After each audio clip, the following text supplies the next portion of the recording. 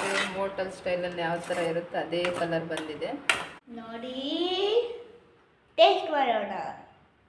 Paneer butter masala ready ಮಾಡ್ತಾ ಇದ್ದೀನಿ. First ಅದು ಮಸಾಲನ ರುಬ್ಕೋಬೇಕು. ಅದಕ್ಕೆ ಬೇಕಾಗಿರುವಂಥ ಸಾಮಗ್ರಿ ಮೊದಲಿಗೆ ಜೀರಿಗೆ, ನಂತರ ಸ್ವಲ್ಪ ಒಣಮೆಣಸು, ಚಕ್ಕೆ, ನೆಕ್ಸ್ಟ್ ಬಂದು ಸ್ವಲ್ಪ ಕ್ಯಾಶು ಹಾಕ್ಕೊಳ್ತಾ ಇದ್ದೀನಿ ಕನ್ಸಿಸ್ಟೆನ್ಸಿಗೆ. ಈರುಳ್ಳಿ, ಬೆಳ್ಳುಳ್ಳಿ ಸ್ವಲ್ಪ ಮೀಡಿಯಮ್ ಫ್ಲೇಮಲ್ಲಿ ಇಟ್ಟಿದ್ದೀನಿ. ಸ್ವಲ್ಪ ಗೋಲ್ಡನ್ ಬ್ರೌನ್ ಬಂದ ಮೇಲೆ ನೆಕ್ಸ್ಟು ಟೊಮ್ಯಾಟೊ ಹಾಕ್ಕೋಬೇಕು. ಓಕೆ. ಟೊಮೆಟೊ ನೋಡಿ, ಸ್ವಲ್ಪ ಟೊಮೆಟೊ ಜಾಸ್ತಿ ಇದ್ರೇ ಒಳ್ಳೆಯದು. ಓಕೆ. ಗ್ರೇವಿ ಜಾಸ್ತಿ ಆಗುತ್ತೆ. ಈ ಥರ ಫ್ರೈ ಮಾಡ್ಕೋಬೇಕು. ನೀರಂತ ಹಾಕ್ಲಿಕ್ಕಿಲ್ಲ, ತೆಂಗಿನಕಾಯಿ ಏನು ಬೇಡ, ಕ್ಯಾಶು ಹಾಕಿದ್ದೀನಿ. ಸೊ ಹಾಗಾಗಿ ಅದೇ ಕನ್ಸಿಸ್ಟೆನ್ಸಿ ಕೊಡುತ್ತೆ. ನೆಕ್ಸ್ಟು ಮಿಕ್ಸಿ ಜಾರಿಗೆ ಹಾಕ್ಕೊಂಡು ಸ್ವಲ್ಪ ಕೊತ್ತಂಬರಿ ಆ್ಯಡ್ ಮಾಡ್ತಾ ಇದ್ದೀನಿ. ನೆಕ್ಸ್ಟು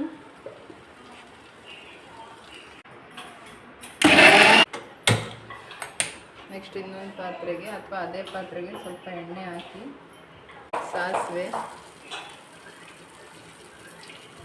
ಮತ್ತು ಜೀರಿಗೆ, ನಾನು ಮತ್ತೆ ನೀರುಳ್ಳಿ ಹಾಕ್ಕೊಳ್ಳಲ್ಲ, ಕ್ಯಾಪ್ಸಿಕಮ್,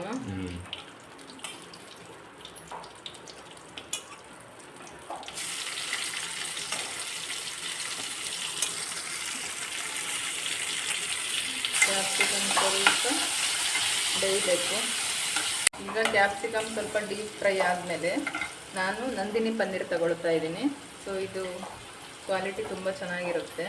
ನೋಡಿ ಎಷ್ಟು ಕ್ಯೂಬ್ಸ್ ಎಲ್ಲ ಎಷ್ಟು ಚೆನ್ನಾಗಿ ಬಂದಿದೆ, ಮತ್ತು ಏನು ಪುಡಿ ಪುಡಿ ಆಗಿಲ್ಲ.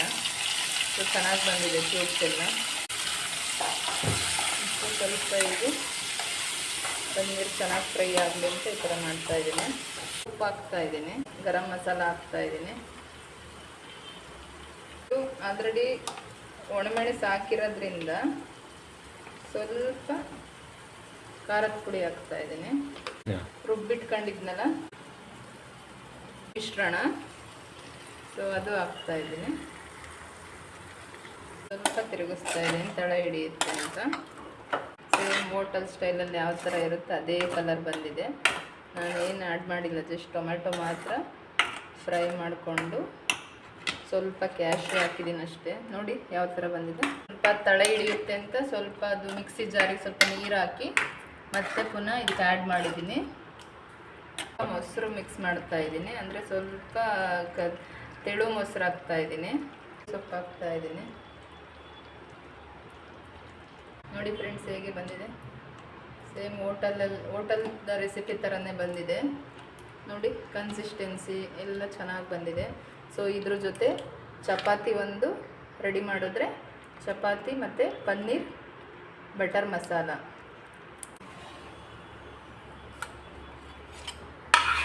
ಸರ್ವ್ ಮಾಡ್ತಾ ಇದ್ದೀನಿ.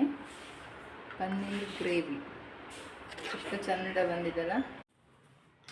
ಅಮ್ಮ ಮಾಡಿದ ಚಪಾತಿ ಮತ್ತು ಪನ್ನೀರ್ ಗ್ರೇವಿ ನೋಡಿ. ಟೇಸ್ಟ್ ಮಾಡೋಣ.